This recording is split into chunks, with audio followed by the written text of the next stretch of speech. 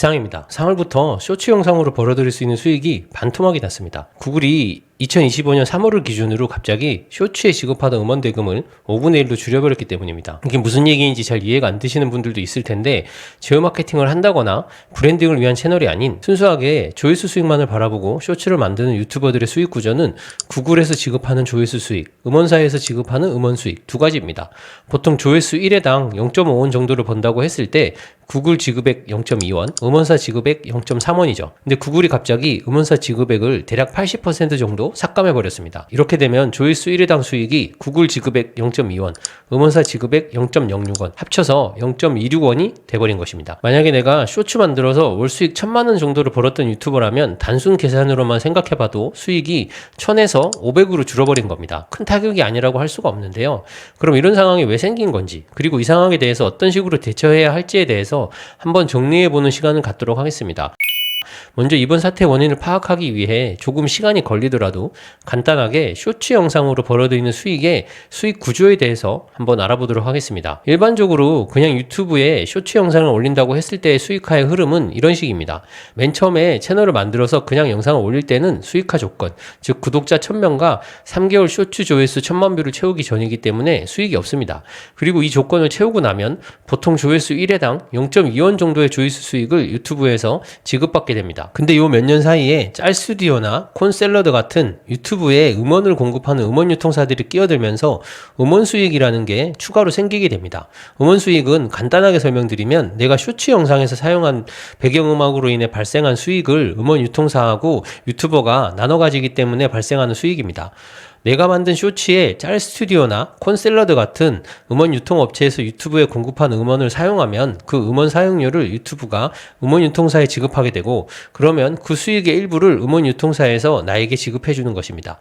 음원 유통사 입장에서는 자기들이 유통하는 별로 유명하지 않은 곡들을 쇼츠 유튜버들을 이용해서 퍼뜨리면서 수익을 낼 수 있으니까 좋고, 유튜버 입장에서는 조회수 수익 이외에 추가 수익을 얻을 수 있기 때문에 좋은 거죠. 그리고 이 음원 수익은 쇼츠 유튜브 수익화 조건, 즉 구독자 1000명과 3개월 쇼츠 조회수 1000만 뷰를 찍기 전, 그러니까 조회수 수익을 받기 전부터 받을 수 있기 때문에 새로 유튜브를 시작하는 유튜버 입장에서는 큰 돈은 아니지만 유튜브 시작 초기부터 어느 정도의 수익을 받을 수 있기 때문에 이 부분도 큰 메리트로 작용을 해왔습니다. 근데 이런 두 가지 요소, 첫 번째, 조회수 1회당 받을 수 있는 수익이 2배로 상승, 두 번째, 수익화 조건을 채우기 전에도 어느 정도의 수익을 낼 수 있음, 이 두 가지 때문에 쇼츠 유튜버가 급증하는 효과를 이뤄냈습니다. 그런데 유튜브가 갑자기 이 쇼츠 음원 수익의 지급률을 기존 대비 20%로 낮춰버린 거죠. 그럼 왜 이런 사태가 생긴 걸까요? 첫 번째로 불펌 채널의 급증을 원인으로 들 수가 있습니다. 앞에서 말씀드렸던 것처럼 음원 수익은 유튜브 수익화 조건을 채우지 않아도 벌어들일 수 있기 때문에 쉽게 만들 수 있는 저작권 침해 컨텐츠만 만드는 채널이 급증했습니다. 유명 예능 프로나 영화 드라마 장면을 잘라서 컨텐츠를 만들면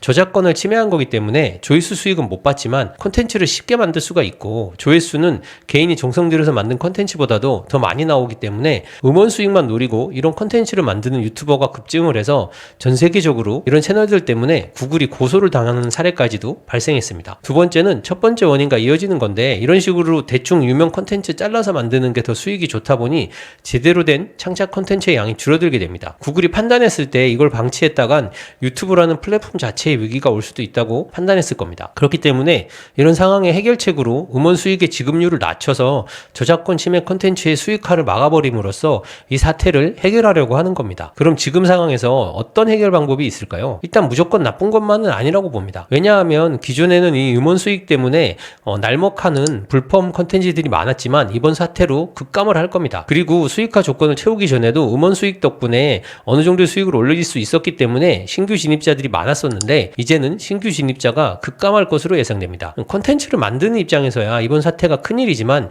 영상을 소비하는 시청자 입장에서는 이런 일이 있는지도 모를 거고 그냥 평소처럼 컨텐츠를 소비할 겁니다. 간단하게 말해서 공급량은 주는데 소비량은 그대로일 거기 때문에 기존에 자리 잡았던 쇼츠 유튜버들 입장에서는 경쟁자가 줄어든 만큼 음원 수익이 줄어들더라도 조회수가 기존보다 올라가서 음원 수익이 깎인 걸 어느 정도 보충이 가능해 보입니다.